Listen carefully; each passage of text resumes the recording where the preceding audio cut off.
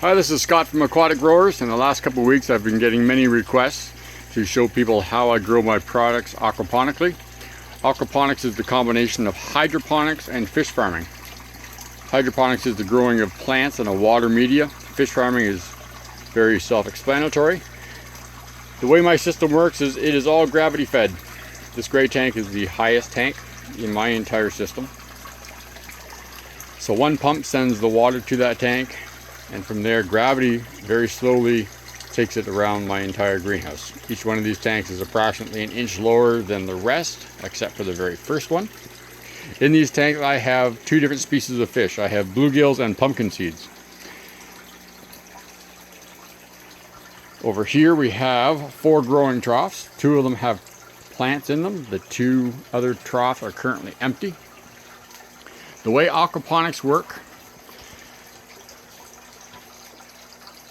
the fish produce the waste for the entire system. They produce the waste for the micro and macronutrients the plants need. They also feed the nitrogen cycle. The end result of the nitrogen cycle is nitrate. That also aids in the plant's growth.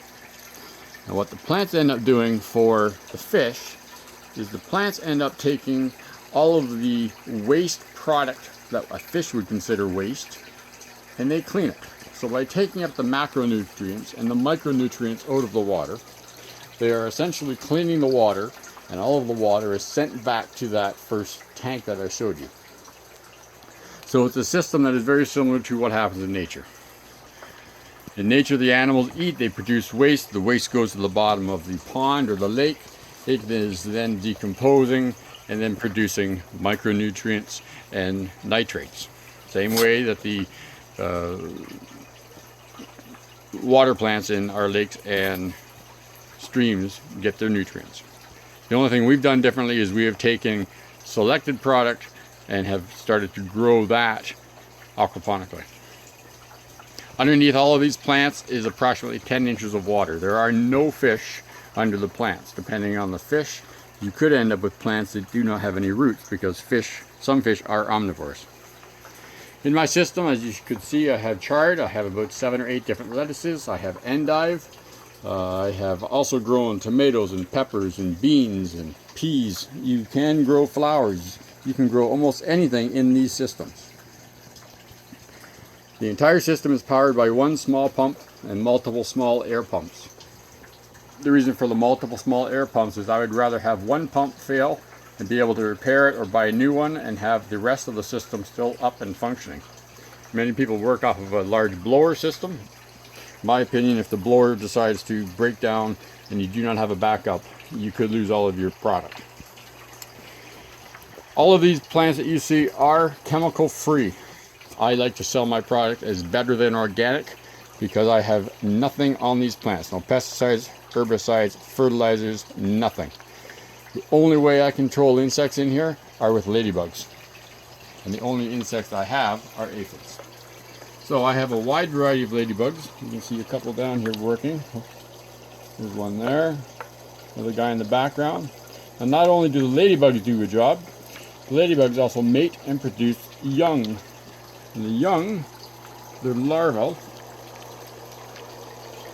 There's one crawling around the edge of that pot right there. They're black, typically orange striped. I've also had blue striped. They grow to approximately 3/4 of an inch long. Once they reach that size, they then go into a chrysalis. They have a life cycle similar to a butterfly. When they come out of the chrysalis, that is when they look like a mature ladybug. I have a chrysalis over here, which is not hatched yet. It is black and orange. It's striped just like a ladybug, but it has a very hard shell.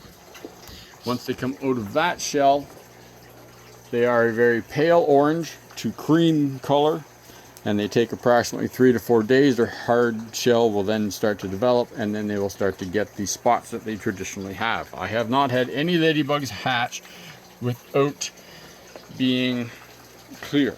In other words, when they hatch, they do not have spots, and they have the shape of a ladybug, but not the typical coloring. I use all of those to control any pests in the greenhouse. They do a fantastic job.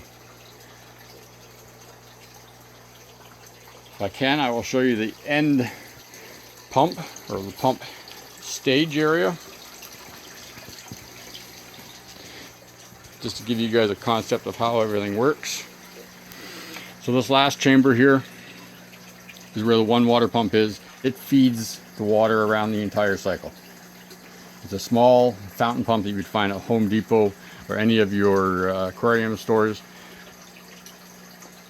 We do not pump high volume of water. There is a certain volume we must pump, but we do not need big pressurized pumps, and we do not need big pressurized blowers to make the system work.